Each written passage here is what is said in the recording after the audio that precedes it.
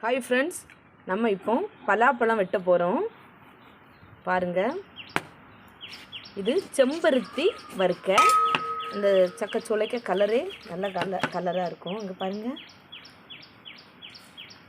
பார்த்தீங்களா? துண்டு துண்டாக கட் பண்ணியாச்சு. பாருங்கள் ஃப்ரெண்ட், எப்படி இருக்குது சக்கை.